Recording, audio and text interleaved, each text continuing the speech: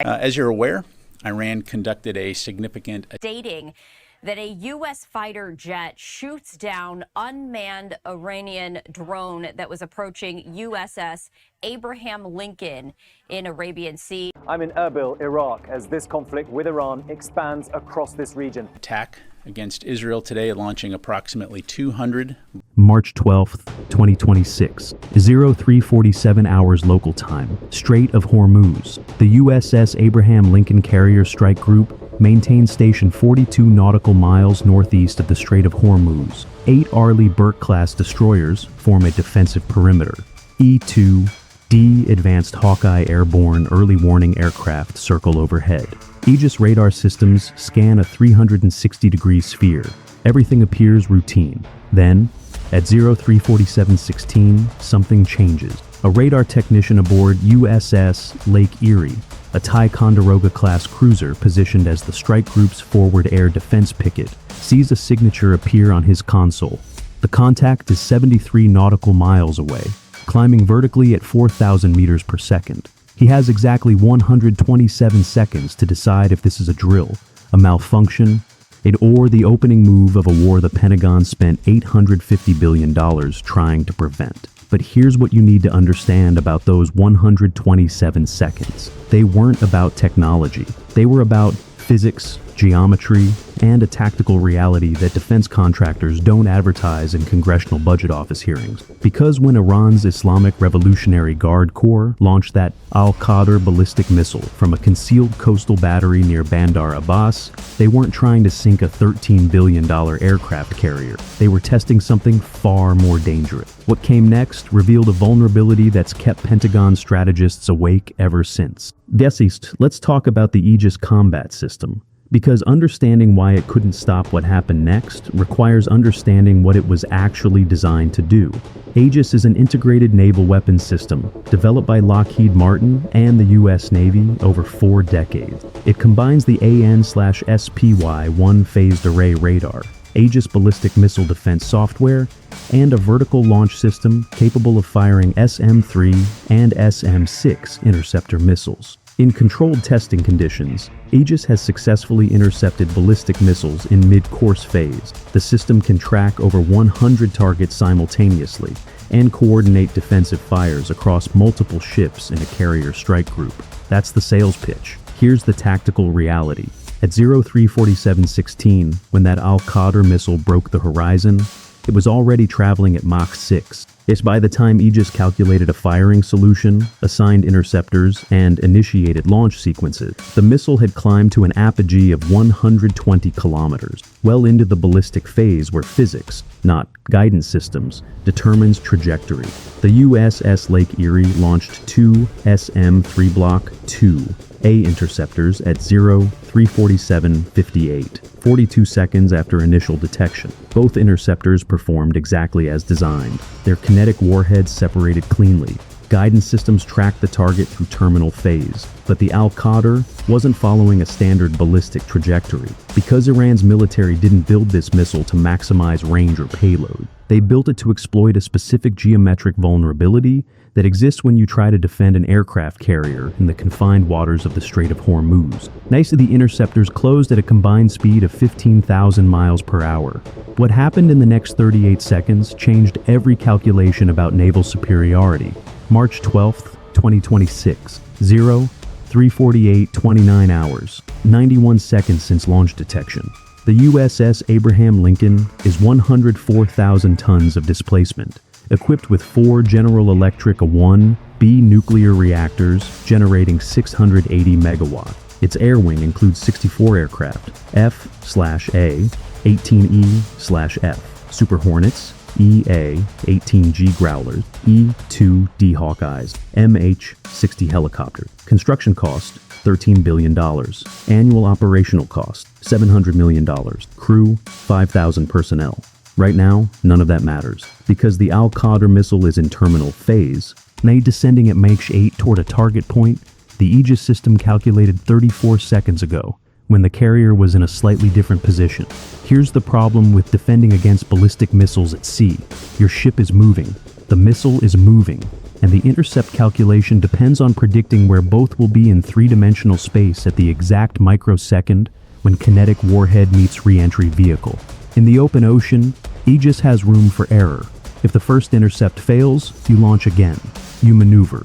You have depth of defense. In the Strait of Hormuz, you have 33 kilometers of width between Iranian territorial waters and Omani territorial waters. You have tanker traffic. You have international shipping lane. You have a geographic choke point where 20% of the world's oil supply passes through waters you can't freely maneuver in without triggering a diplomatic incident.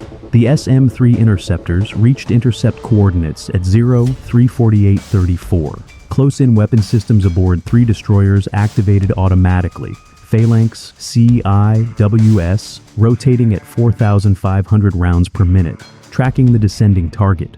The E-2D Hawkeye overhead vectored 2 FA-18 Super Hornets toward the threat axis, even though everyone knew they couldn't possibly reach firing position in time. And aboard the USS Abraham Lincoln, damage control teams activated pre-stage protocols for ballistic missile impact, sealing watertight doors, evacuating non-essential personnel from the flight deck, preparing medical teams for mass casualty response. That's because by 034841, every tactical system in the carrier strike group had calculated the same probability. Intercept failure was likely, but the missile wasn't targeting what everyone assumed. This is where the tactical deception becomes clear. At 034847, the Al-Qadr re-entry vehicle executed a terminal maneuver, a slight course correction using small thruster vents, not enough to change its ballistic arc significantly, just enough to shift impact coordinates by 900 meters. It didn't hit the USS Abraham Lincoln. It hit the water 700 meters off the carrier's port bow. The explosion? Conventional warhead, approximately 500 kilograms, detonated on surface impact. No penetration of the carrier's hull, no casualties, no damage beyond shattered windows in the island superstructure from overpressure. U.S. Central Command issued a statement within 90 minutes. Iranian missile launch detected and tracked. No damage to U.S. assets. Strike group continues operations. Media coverage lasted 48 hours before the news cycle moved on. But here's what Pentagon analysts understood immediately, and what Iran wanted them to understand. This wasn't a failed attack. This was a message written in ballistic mathematics. Because that 700-meter miss, that was deliberate. That terminal maneuver proved Iran could adjust impact coordinates in terminal phase, which means they could have hit the carrier if they wanted to. They chose not to. Instead, they demonstrated 3 capabilities that fundamentally alter the strategic calculus of U.S. Naval Forces Central Command operating in the Persian Gulf. At first, they can detect and target a moving carrier strike group using over-the-horizon radar and satellite cueing, despite U.S. electronic warfare measures. Second, they can launch ballistic missiles on depressed trajectories that reduce AEGIS intercept windows to under 90 seconds. Third, they can achieve accuracy sufficient to strike specific aim points on a moving naval target, or deliberately miss to send a political signal.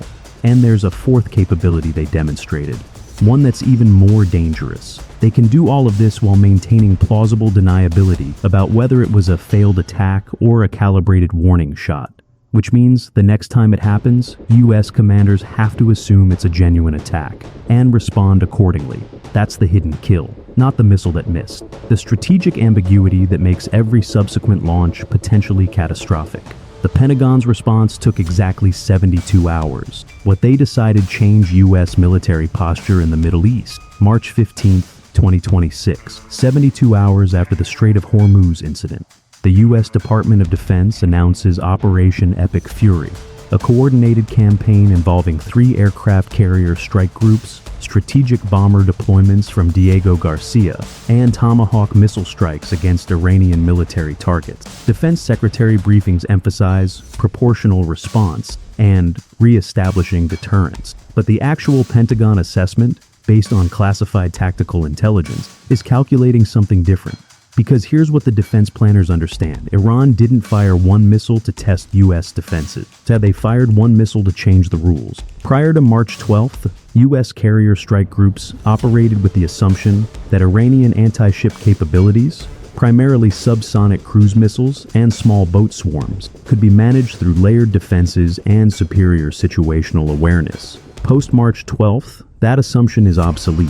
The Al-Qadr strike demonstrated that Iran can threaten aircraft carriers without using the weapon systems U.S. defenses were optimized to counter. Ballistic missiles launched from concealed coastal batteries, following depressed trajectories, create intercept geometry that AEGIS struggles with, especially in confined waters, and the strategic problem compound. If you're defending a carrier strike group in the Strait of Hormuz, you can't just intercept the missile.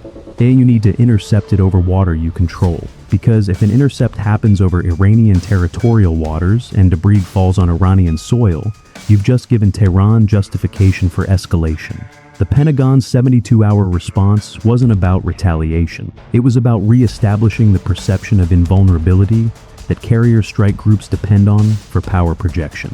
Because the moment adversaries believe they can credibly threaten a U.S. aircraft carrier, the strategic value of that carrier, as a symbol, as a deterrent, as a floating airbase, begins to erode. And at $700 million per year in operational costs, plus the $13 billion construction investment, the Department of Defense needs that symbol to remain untouchable. But the true cost of what happened goes far beyond budget spreadsheets. Let's talk about what this actually cost. The U.S. Navy operates 11 aircraft carrier strike groups. Each one requires approximately 7,500 personnel, 60-plus aircraft, and an escort force of cruisers and destroyers equipped with AEGIS. Annual operational cost per strike group, approximately $1 billion when you account for fuel, maintenance, personnel, air wing operations, and deployed support. That's $11 billion per year just to maintain carrier-based power projection capability. Now, add the cost of the systems designed to defend those carriers, AEGIS upgrades, SM-3 and SM-6, interceptor procurement, E-2, D-Hawkeye early warning aircraft, electronic warfare suites. The Congressional Budget Office estimates the U.S. military budget for fiscal year 2025 at $850 billion. Naval operations account for approximately $190 billion of that total. And all of that spending, every defense contractor negotiation, every procurement hearing, every budget appropriation, rests on a fundamental assumption that U.S. aircraft carriers can operate with impunity in international waters, protected by technological superiority that adversaries cannot overcome. March 12, 2026 didn't disprove that assumption, but it tested it in ways that Pentagon strategists are still calculating. Because the next time a U.S. carrier strike group operates near the Strait of Hormuz, commanders will have to account for ballistic missile threats in addition to all existing threat vectors. That changes defensive posture. That changes rules of engagement. That changes the operational calculus of when and where to deploy carrier-based power projection. And Iran knows this, which is why they didn't need to sink the USS Abraham Lincoln. They just needed to prove they could hit it if they chose to. That's strategic ambiguity as a weapon, and it costs nothing compared to building aircraft carrier. March 14, 2026, current day. The USS Abraham Lincoln Carrier Strike Group remains on station in the Arabian Sea, outside the Strait of Hormuz. 2 additional carrier strike groups have deployed to the region. U.S. Central Command maintains elevated alert status. Iran continues military exercises near the Strait of Hormuz, periodically releasing footage of missile tests and naval drills. Shipping traffic through the strait has decreased by 18%. Insurance premiums for tankers transiting the area have tripled. Global oil prices remain volatile. And in classified briefing rooms at the Pentagon, military planners are recalculating what it means to defend a $13 billion aircraft carrier in an age when adversaries can credibly threaten it using weapons that cost less than the interceptors designed to stop them. This is the new tactical reality. Naval superiority isn't just about having the most advanced ships. It's about maintaining the perception that those ships are invulnerable. The moment that perception cracks, the entire strategic framework begins to shift. 127 seconds, 1 ballistic missile, 700 meters of deliberate miss. That's all it took to change the calculus of naval warfare in the Persian Gulf. The question now is whether the U.S. Navy can adapt faster than adversaries can exploit the vulnerabilities exposed on March 12, 2026, because the next missile might not miss by 700 meters. If you found this analysis valuable, subscribe for weekly breakdowns of military strategy, defense technology, and the tactical realities behind naval warfare. Hit the notification bell.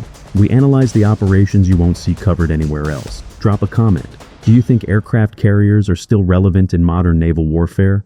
Or are they becoming obsolete in the age of long-range precision missiles? Next week, we're breaking down the USS Gerald R., Ford's electromagnetic launch system, and whether 3 carrier strike groups in the Middle East leaves the U.S. Navy spread too thin in the Pacific. You won't want to miss it. Until then, stay tactical.